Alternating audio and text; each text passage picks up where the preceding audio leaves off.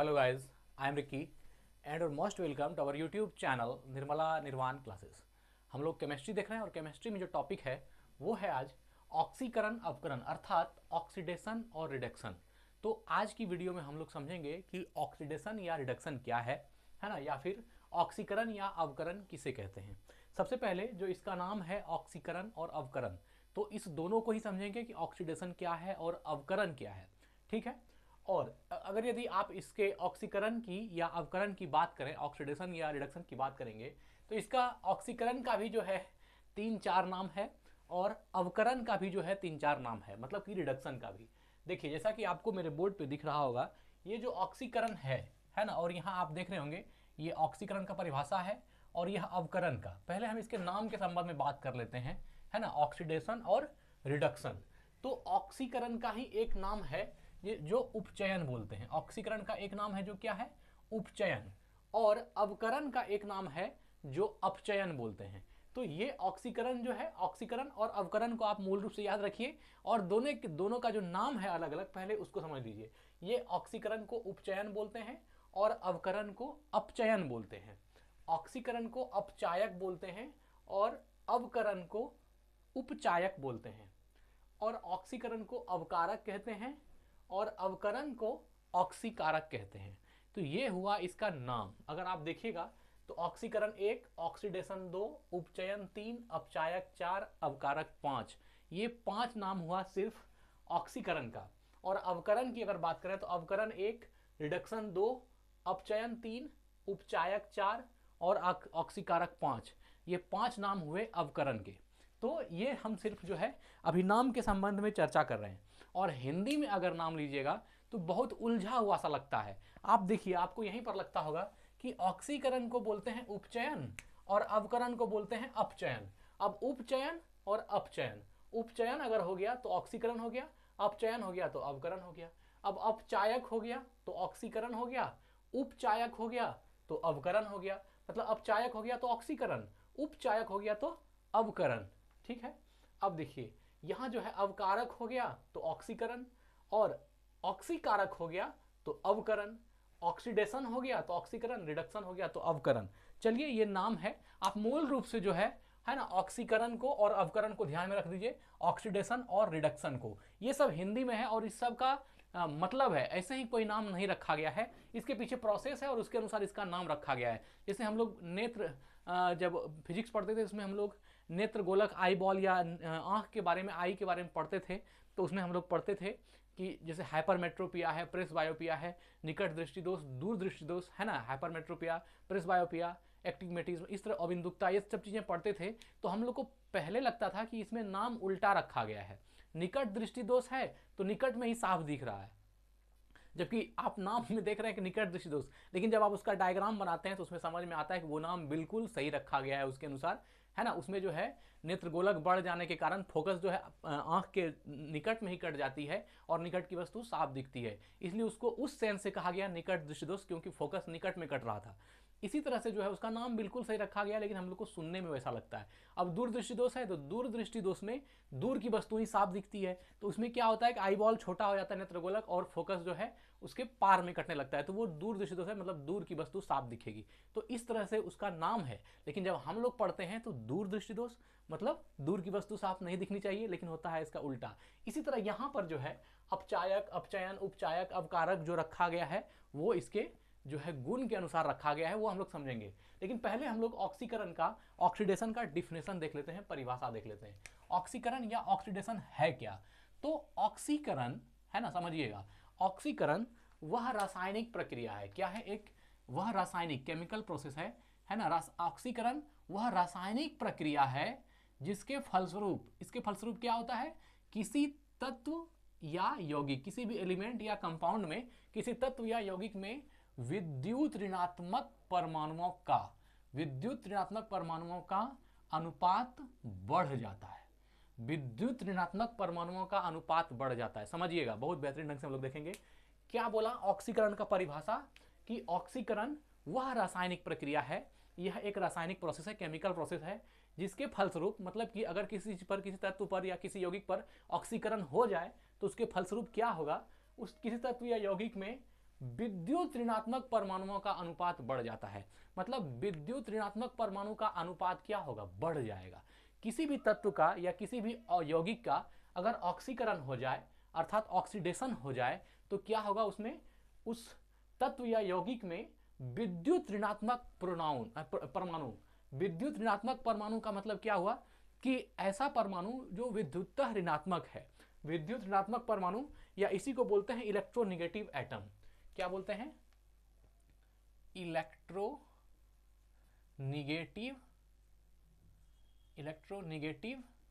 Atom, है ना।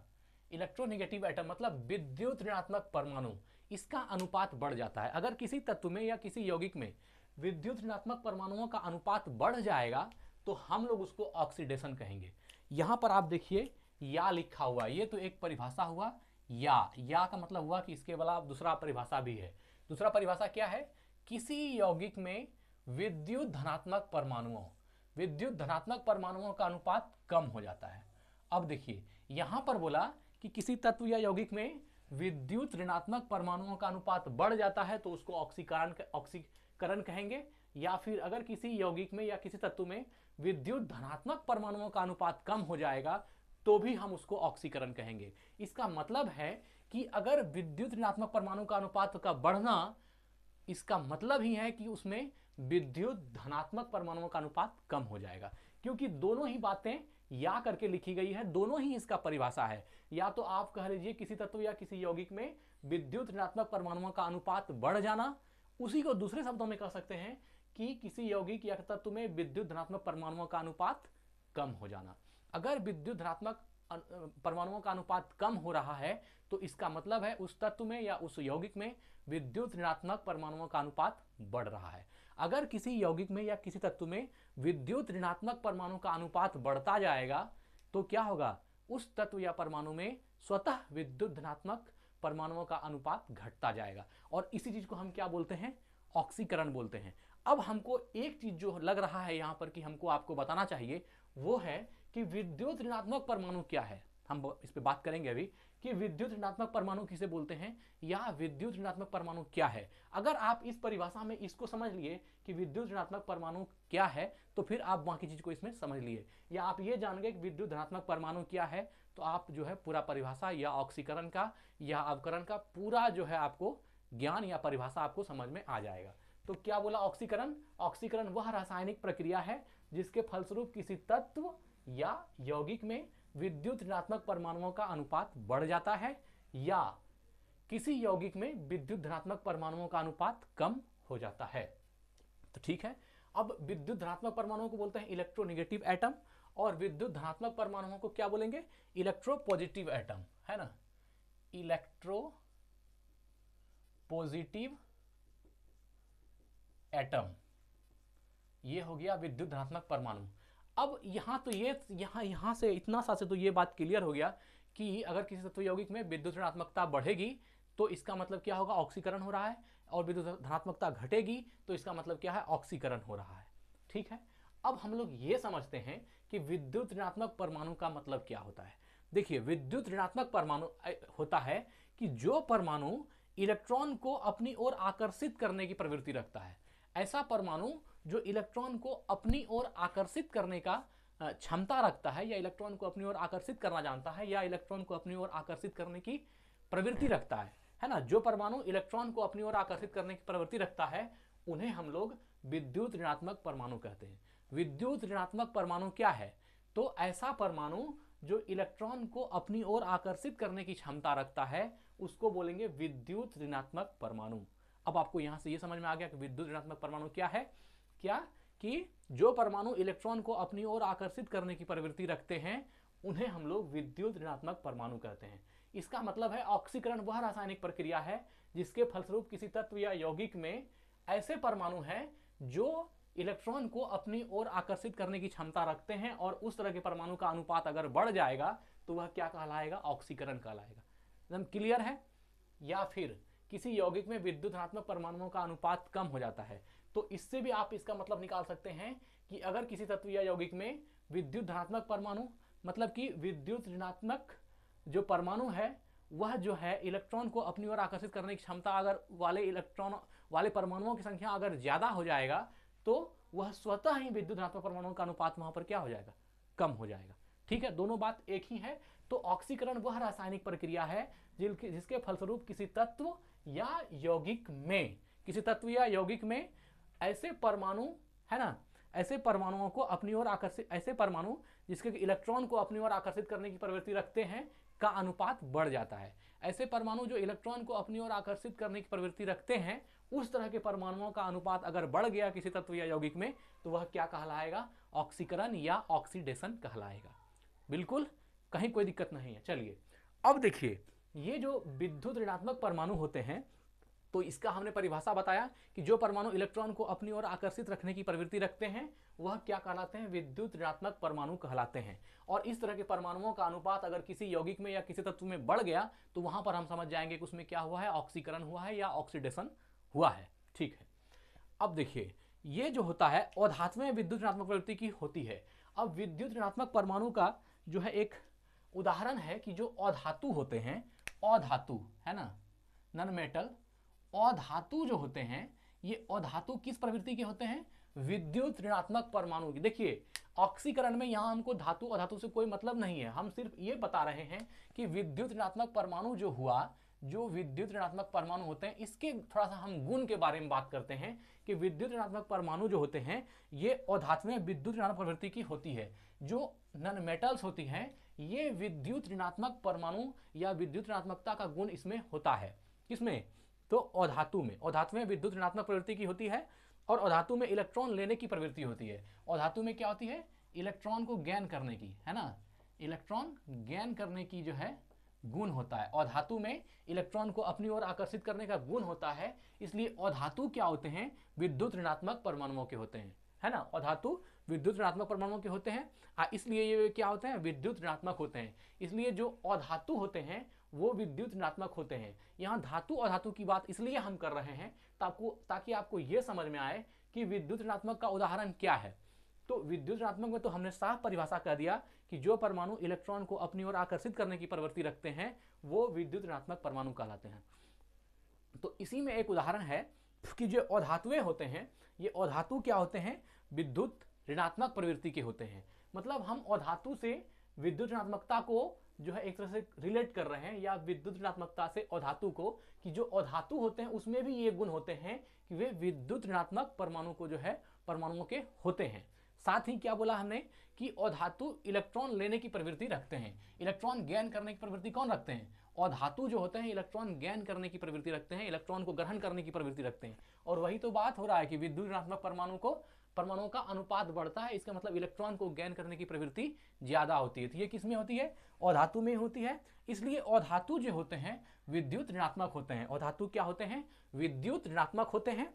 और विद्युत ऋणात्मकता का मतलब यह है कि परमाणु इलेक्ट्रॉन लेकर ऋणात्मक आवेश बनाता है। विद्युत ऋणात्मकता का मतलब क्या है कि परमाणु जो है इलेक्ट्रॉन को लेकर के, है ना, ऋणात्मक आवेश बना रहा है, ऋणात्मक आवेश बनाता है, तो इसको हम लोग क्या बोलते हैं, विद्युत ऋणात्मक परमाणु। चलिए ठीक है, यहां से आपने ये समझ लिया कि ऑक्सीकरण क्या है। इसका कुछ उदाहरण दिया हुआ है ना, 2MgO2। यहां पर जो है कुछ ऋणात्मक परमाणु है। देखिए अब जो ऋणात्मक परमाणु, जब ऋणात्मकता इसमें बढ़ेगी तो ऋणात्मक परमाणुओं का अनुपात जो है बढ़ेगा। और परिभाषा भी कहता है कि ऋणात्मक परमाणुओं का अनुपात बढ़ जाता है। तो ऋणात्मक परमाणु में अगर हम ऋणात्मक परमाणु की बात करें तो उदाहरण के लिए जैसे क्लोराइड है, यहां हम लिखते हैं क्लोराइड Cl-। ये जो क्लोराइड है ये क्या होता है, ये ऋणात्मक परमाणुओं का उदाहरण है। कौन, क्लोराइड जो है ऋणात्मक परमाणुओं का उदाहरण है। अगर इस तरह के परमाणु इसमें बढ़ेंगे तो ये क्या होगा, इसमें विद्युत ऋणात्मक परमाणुओं का अनुपात बढ़ेगा। और जिसमें विद्युत ऋणात्मक परमाणुओं का अनुपात बढ़ेगा वह क्या हो जाएगा, ऑक्सीकरण हो जाएगा या ऑक्सीडेशन हो जाएगा। ठीक है, क्लोराइड हो गया, जैसे क्लोराइड Cl- आयन ये हो गया, है ना। ऐसे परमाणु बढ़ेंगे तो ऋणात्मकता बढ़ेगी। जैसे मान लीजिए हम फ्लोरीन की बात कर लें, है ना, फ्लोरीन हो गया, यह भी इससे भी रिएक्शन होगा तो क्या होगा, विद्युत ऋणात्मक परमाणुओं का अनुपात बढ़ेगा। ऑक्सीजन हो गया, आप जानते हैं कि इसमें ऑक्सीजन जुड़ता है, ऑक्सीजन। यह सब जो हम आपको उदाहरण दे रहे हैं यह सिर्फ ऐसे परमाणु हैं जो विद्युत ऋणात्मक परमाणुओं के उदाहरण हैं। क्लोराइड हो गया, क्लोराइड आयन हो गया, फ्लोरीन हो गया, ऑक्सीजन हो गया, नाइट्रोजन हो गया, यह सब जो है आपका, है ना, नाइट्रोजन हो गया, या फिर आप इसमें ये सब जितने भी हैं chloride ion, fluorine, oxygen, nitrogen, ये सब जो है इन परमाणुओं से विद्युत ऋणात्मकता ज्यादा होती है। इससे क्या होती है, विद्युत ऋणात्मकता बढ़ती है। इन परमाणुओं से विद्युत ऋणात्मकता बढ़ती है। विद्युत ऋणात्मकता क्या होती है, बढ़ती है ना, या ज्यादा होती है, इसलिए ये ऋणात्मक आयन कहलाते हैं। ये क्या कहलाते हैं, ऋणात्मक आयन। ये सभी क्या कहलाते हैं, ऋणात्मक आयन कहलाते हैं। क्लोराइड हो गया, क्लोराइड आयन हो गया, फ्लोरीन हो गया, ऑक्सीजन हो गया, नाइट्रोजन हो गया, ये सभी विद्युत ऋणात्मकता के उदाहरण हैं और ये सब जो है ऋणात्मक आयन है। अब यहाँ पर एग्जाम्पल देखिए, यहाँ ऑक्सीजन O2 Mg+O2, यहाँ MgO है ना, मैग्नीशियम ऑक्साइड जो है, यहाँ ऑक्सीजन बढ़ गया, यहाँ H2+O2, ये 2H2O ऑक्सीजन का उदाहरण है। यहाँ आयोडीन जो है, सॉरी H2I2 जो है ये 2HI हो गया, यहाँ C+O2 कार्बन डाइऑक्साइड, ये सभी जो है ऑक्सीकरण के उदाहरण हैं। यहाँ कॉपर है, Cl2 जो क्लोराइड है, तो ये CuCl2, ये सभी उदाहरण हैं किसके, ऑक्सीडेशन के या ऑक्सीकरण के। FeCl2+Cl2, ये जो देखिए 2FeCl3, ये सभी जो है ऑक्सीकरण के उदाहरण हैं। अब आपको यहाँ से लग रहा होगा कि हम जो ऑक्सीकरण को बता रहे हैं और आपने जो पहले ऑक्सीकरण को पढ़ा है, दोनों में कुछ अंतर लग रहा होगा। आपने शॉर्ट मेथड में पढ़ा होगा कि जिसमें ऑक्सीजन परमाणु जुड़ता है ना, या जिससे हाइड्रोजन विलग होता है, जिसमें ऑक्सीजन जुड़ता है या जिससे हाइड्रोजन का वियोग होता है, वो ऑक्सीकरण कहलाता है। हम उस परिभाषा को भी बताएंगे इसके बाद वाली वीडियो में, है ना। इसके बाद फिर हम ऑक्सीडेशन अपकरण को पढ़ाएंगे, इसके बाद के जस्ट वीडियो में, उसमें हम लोग उस तरह से शॉर्ट मेथड में देखेंगे। लेकिन अभी जो आपका पहला चरण है, इसलिए इसमें बात को समझना, स्पष्टता बातों की बहुत जरूरी है। मेन रीजन तो यही है ऑक्सीडेशन में कि विद्युत ऋणात्मक परमाणु का अनुपात बढ़ रहा है और विद्युत धनात्मक परमाणुओं का अनुपात घट रहा है। अगर आप इस मेन बेसिक बात को पकड़ेंगे तो फिर आपको यह समझना आसान होगा कि किसी में ऑक्सीजन का संयोग होता है तो ऑक्सीकरण होता है, हाइड्रोजन का वियोग होता है तो भी ऑक्सीकरण होता है। इस चीज को आप उस समय अच्छे समझिएगा जब आप इसको समझ लीजिएगा। लेकिन सीधा ऑक्सीजन का जब संयोग होता है तो ऑक्सीकरण होता है, हाइड्रोजन का वियोग होता है तो ऑक्सीकरण होता है, इस चीज को डायरेक्ट समझने से ज़्यादा बेहतर है कि आप इसको पहले समझिए कि ऑक्सीकरण है क्या और अवकरण है क्या। ऑक्सीकरण कुछ नहीं है, किसी तत्व या यौगिक में अगर ऐसे परमाणुओं की संख्या बढ़ जाए जो विद्युत ऋणात्मकता के अनुपात को बढ़ा दे, ऐसे परमाणुओं की संख्या बढ़ जाए जो इलेक्ट्रॉन को अपनी ओर ज़्यादा आकर्षित करे, तो वह क्या हो जाएगा, ऑक्सीडेशन हो जाएगा। इस बात को अगर आप समझिएगा तो फिर वो सब समझना आसान होता है कि किसी भी तत्व यौगिक में ऑक्सीजन का संयोग हो जाए तो वह ऑक्सीकारक है, हाइड्रोजन का वियोग हो जाए तो वह ऑक्सीकारक है। वो भी हम बताएंगे इसके बाद वाली वीडियो में। पहले आप यहाँ जो है मेन चीज को समझिए। अब है अवकरण या रिडक्शन क्या है। तो अवकरण जो है, अवकरण वह रासायनिक प्रक्रिया है, एक केमिकल प्रोसेस है। अवकरण वह रासायनिक प्रक्रिया है जिसके फलस्वरूप किसी तत्व या यौगिक में विद्युत धनात्मक परमाणु, यहाँ आ गया, विद्युत धनात्मक परमाणुओं का अनुपात बढ़ जाता है। अब ऑक्सीडेशन के बाद अवकरण का उदाहरण देखिए, इसमें क्या बोला, विद्युत धनात्मक परमाणुओं का अनुपात बढ़ जाता है है ना। या यहाँ पर एक बात है, या मतलब कि, या फिर दूसरा फार्मूला देखिए क्या है, या किसी यौगिक में विद्युत ऋणात्मक परमाणुओं का अनुपात कम हो जाता है। विद्युत ऋणात्मक परमाणुओं का अनुपात कम हो जाता है तो उसको भी हम लोग अवकरण या रिडक्शन बोलते हैं। यहां से अब आपको रिडक्शन का भी परिभाषा समझ में आ गया कि अवकरण या रिडक्शन वह रासायनिक प्रक्रिया है जिसके फलस्वरूप किसी तत्व या यौगिक में विद्युत धनात्मक परमाणु, है ना, विद्युत धनात्मक परमाणुओं का अनुपात बढ़ जाता है। हम लोग अब समझेंगे कि विद्युत धनात्मक परमाणु क्या होता है। अगर इस परिभाषा में हम विद्युत धनात्मक परमाणुओं को समझ गए तो हम समझ गए कि अवकरण क्या होता है। तो अवकरण वह रासायनिक प्रक्रिया है जिसके फलस्वरूप किसी तत्व या यौगिक में किसी विद्युत धनात्मक परमाणुओं का अनुपात बढ़ जाता है, या किसी तत्व या यौगिक में विद्युत ऋणात्मक परमाणुओं का अनुपात कम हो जाता है। अब फिर वही वाला चीज है, उसमें विद्युत ऋणात्मकता बढ़ रही थी, धनात्मकता कम रहा था, इसमें विद्युत धनात्मकता बढ़ रहा है और विद्युत ऋणात्मकता कम हो रहा है, तो ये अवकरण हो गया। मतलब कि विद्युत धनात्मक परमाणुओं का अनुपात बढ़ जाना स्वतः यह तय करता है कि उस यौगिक में विद्युत ऋणात्मक परमाणुओं का अनुपात कम हो रहा है, क्योंकि यह इस पर डिपेंड है। अगर विद्युत धनात्मक परमाणुओं का अनुपात बढ़ेगा, है ना, अगर विद्युत धनात्मक परमाणुओं का अनुपात बढ़ेगा तो स्वतः है कि विद्युत ऋणात्मक परमाणुओं का अनुपात क्या होगा, कम हो जाएगा। और दोनों एक ही बात है, या तो आप विद्युत धनात्मक परमाणुओं का अनुपात बढ़ जाए ये बोल दीजिए, तो यह भी परिभाषा हो जाएगा अवकरण का, या फिर आप ये कह दीजिए कि किसी यौगिक में विद्युत धनात्मक परमाणुओं का अनुपात कम हो जाता है, तो वह भी परिभाषा हो जाएगा अवकरण का। दोनों ही परिभाषा है। अब हम समझते हैं कि विद्युत धनात्मक परमाणु क्या होता है या विद्युत धनात्मक परमाणु किसको बोलते हैं। तो देखिए, जो विद्युत धनात्मक परमाणु होता है इसका परिभाषा है कि जो परमाणु इलेक्ट्रॉन खोने की प्रवृत्ति रखता है ना। क्या परिभाषा है कि जो परमाणु इलेक्ट्रॉन खोने की प्रवृत्ति रखता है, जो परमाणु इलेक्ट्रॉन खोने की प्रवृत्ति रखता है वो क्या कहलाएगा, रखता है, वह विद्युत धनात्मक परमाणु कहलाता है। वह विद्युत धनात्मक परमाणु कहलाता है, या वह इलेक्ट्रोपॉजिटिव एटम कहलाता है। क्या कहलाता है, इलेक्ट्रोपॉजिटिव एटम अर्थात विद्युत धनात्मक परमाणु कहलाता है। तो यहां से आपको विद्युत धनात्मक परमाणु का जो है परिभाषा समझ में आ गया होगा। विद्युत धनात्मक परमाणु वे होते हैं जो परमाणु इलेक्ट्रॉन खोने की प्रवृत्ति रखता है, वह विद्युत धनात्मक परमाणु कहलाता है।